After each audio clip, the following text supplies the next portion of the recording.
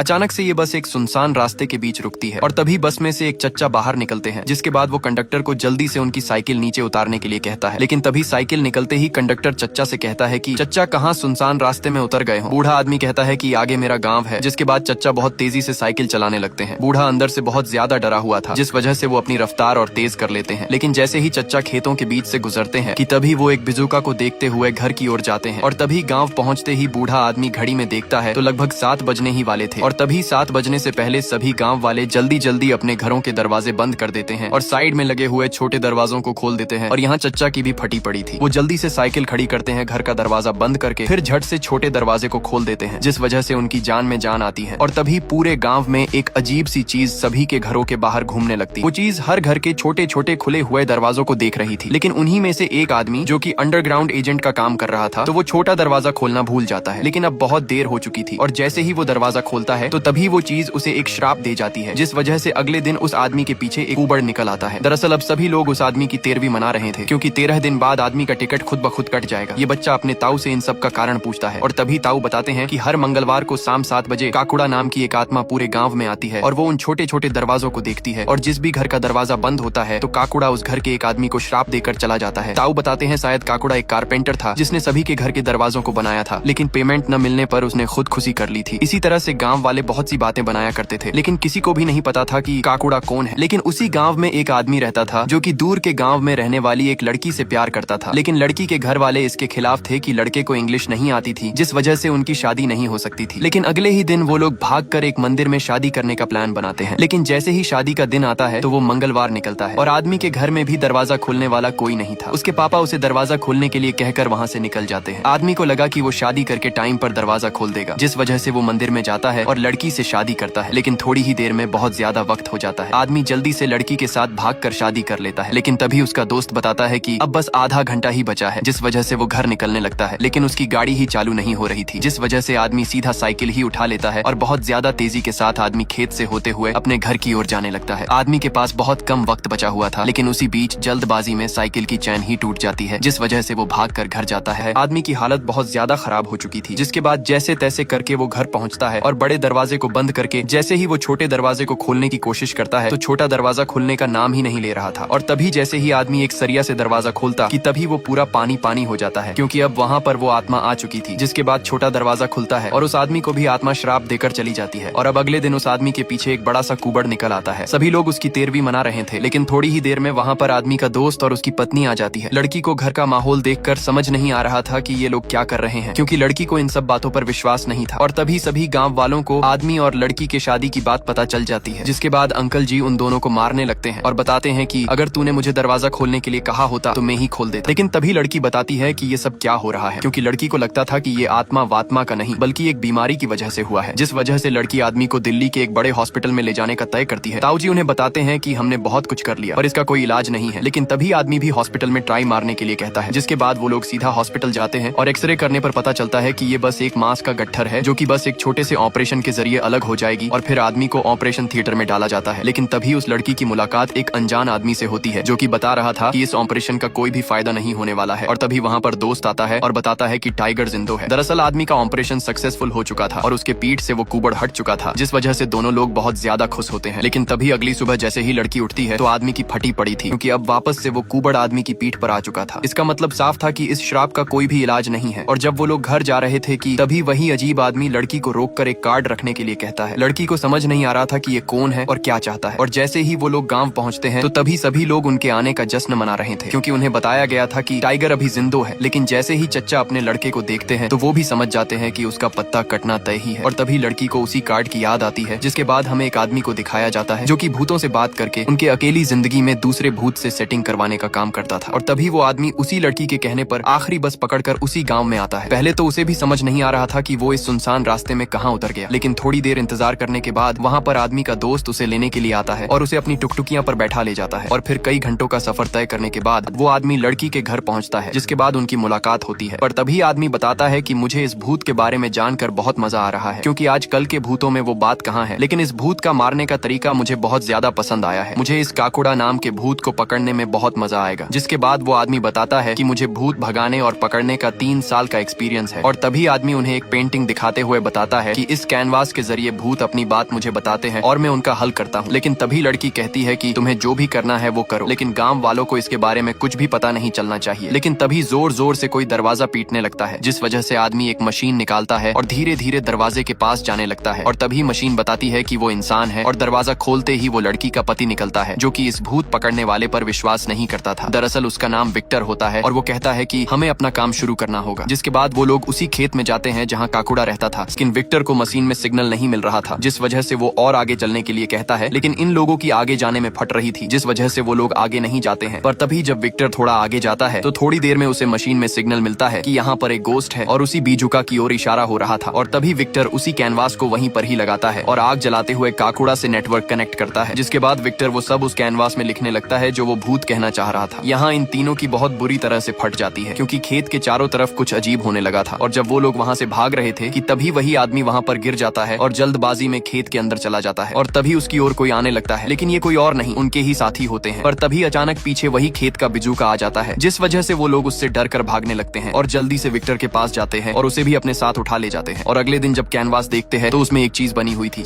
ये लोग जब वो पेंटिंग देखते हैं तो उसमें एक सूखे कुएं के बारे में बताया गया था। इसका मतलब उन्हें गांव के एक सूखे कुएं के पास जाना होगा, लेकिन किसी को भी नहीं पता था कि सूखा कुआं कहाँ मिलेगा। पर तभी विक्टर वही मशीन निकालता है जिसमें उसी भूत की वॉइस रिकॉर्डिंग थी, जिसमें गुग्गू पहलवान की हवेली के कुएं के बारे में काकुड़ा कह रहा था। और उसी रात वो लोग वहीं पर ही जाते हैं और कुएं के पास खुदाई करने लगते हैं। और थोड़ी ही देर में उन्हें जमीन के अंदर एक कंकाल मिलता है। और तभी विक्टर कंकाल के सर पर लगे हुए टोपी को निकालने के लिए कहता है, लेकिन जैसे ही विक्टर टोपी को देखता कि तभी वहाँ एक अनजान चीज आकर उन पर जोर जोर से आवाज करने लगती है, जिस वजह से सभी लोग डर जाते हैं। लेकिन थोड़ी ही देर में लड़की एक मशाल की मदद से उसे वहाँ से भगा देती है। लेकिन तभी वहाँ पर सच का काकुड़ा आ जाता है, जो कि विक्टर को उठाकर फेंक देता है। और फिर वो उन दोनों को कंकाल को फिर से गाड़ने के लिए कहता है। वो लोग जल्दी जल्दी से कंकाल को जमीन में गाड़ने लगते हैं, लेकिन तभी लड़की काकुड़ा को मशाल से डराकर भगा देती है। लेकिन यहाँ पर विक्टर उस कंकाल की टोपी चुरा लाया था और तभी उसी टोपी के जरिए उन्हें एक रास्ता मिलता है, जिस वजह से विक्टर जल्दी से लड़की के घर जाता है और उससे मिलता है। दरअसल टोपी में द गोयल सर्कस का नाम लिखा हुआ था। जिसके बाद विक्टर फोन में कुछ दिखाता है, जिस वजह से अगले दिन विक्टर और लड़की बाइक पर निकल लेते हैं। लेकिन उसी दौरान आदमी लड़की के लिए एक आखिरी लेटर लिखता है, क्योंकि लड़की के घर वाले उसे फोर्स किए थे, क्योंकि वैसे भी आदमी कुछ ही दिनों में टपकने वाला था। तो अब लड़की के घर वाले चाहते थे लड़की की शादी विक्टर से हो जाए, क्योंकि उसे भारी वाली इंग्लिश आती थी। जिस वजह से आदमी अपनी अंतिम इच्छा लिखकर टेबल फैन से झूल जाता है। और तभी लड़की और विक्टर उसी गोयल सर्कस के मालिक के पास जाते हैं, जो कि एक बेवड़ा था। और तभी विक्टर के पूछने पर कहानी फ्लैशबैक में जाती है। आदमी बताता है कि सर्कस में एक बोना था, जो कि खेला खत्म होने पर अपनी टोपी में पैसे इकट्ठा किया करता था, लेकिन उसके पास एक खास शक्ति थी, क्योंकि वो उल्टा पैदा हुआ था। वो शक्ति मंगलवार को शाम 7 बजे के बाद ही काम किया करती थी। अगर वो किसी भी भयंकर मरीज की पीठ पर अपना दाहिना पैर रख दे तो कई सालों से बिस्तर पकड़ा हुआ मरीज घोड़े की तरह उछलने लगता था। और इसी के साथ ये फ्लैशबैक खत्म होता है। विक्टर बेवड़े से और जानकारी निकलवाने की कोशिश करता है, पर वो बेवड़ा कुछ बता ही नहीं रहा था। इतना तो साफ हो चुका था कि वो सर्कस वाला ही काकुड़ा था, जिसके पैर में जादू था। और इसी बात का पता लगाने के लिए दोनों लोग जल्दी से गांव जाते हैं। पर तभी वो लोग देखते हैं कि घर के बाहर लोगों की भीड़ लगी हुई थी। और तभी अंदर से ताऊ आते हैं और बताते हैं कि लल्ला ने खुदकुशी कर ली है। पर तभी पीछे से आदमी आता है, लेकिन लटकते वक्त पंखा ही टूट गया था। इसी वजह से वहाँ पर बहुत सारा भसड़ फैल जाता है। और इतना सारा बवासीर देखकर आदमी लड़की को वहाँ से चली जाने के लिए कहता, और सभी ताऊ लोग भी विक्टर को वहाँ से भगा देते हैं, जिस वजह से लड़की भी वहाँ से चली जाती है। लेकिन जब लड़की बालकनी में होती है तो तभी वहाँ उसकी जुड़वा बहन आती है, जो हमेशा कमरे में बंद रहती थी। और तभी लड़की अपनी बहन के सामने काकुड़ा की बुराई करने लगती है। और उसी वक्त उड़ की बहन अजीब आवाज कहती है कि उसी का घर गांव वालों ने ही जलाया था। लड़की को कुछ भी समझ नहीं आ रहा था कि उसकी बहन क्या बोलकर गई। लड़की अपनी बहन की बातों को समझ नहीं पाई थी, जिस वजह से वो विक्टर को ये बात बताती है। और उसी रात लड़की वो विक्टर मिलते हैं, जिसके बाद लड़की विक्टर को बताती है कि मेरी बहन रोज रात को नींद में चलकर खेत में जाया करती थी, जिस वजह से वो हमें वहीं पर ही सुबह मिलती थी। और इसी आदत के चलते हम लोग उसे रात को कमरे में बंद कर दिया करते थे। और तभी विक्टर समझ जाता है कि लड़की की बहन और काकुड़ा का आपस में कुछ तो गोची है, जिस वजह से वो लोग आज उसकी बहन का पीछा करने का प्लान बनाते हैं। जिसके बाद विक्टर रात होते ही लड़की के घर जाता है। और जैसे ही विक्टर घर जाकर दरवाजा खोलता है तो सामने लड़की की बहन ही होती है। लेकिन विक्टर को लग रहा था कि वो लड़की, और तभी वो नींद में चलने लगती है। पर तभी वहाँ लड़की भी आ जाती है, जिसके बाद वो लोग उसका पीछा करने लगते हैं। और तभी यहाँ आदमी को भी आखिरी बार लड़की से मिलने की इच्छा होती है, जिस वजह से वो लड़की से मिलने के लिए जाता है। यहाँ ये दोनों उसका पीछा करते हुए खेत तक आ चुके थे, लेकिन जब ये लोग जा रहे थे कि तभी उनके सामने वो लड़की आ जाती है, जिस वजह से वो लोग खेत में ही घुस जाते हैं। और थोड़ी ही देर में इन सभी का मीटअप भी हो जाता है। Subscribe for next.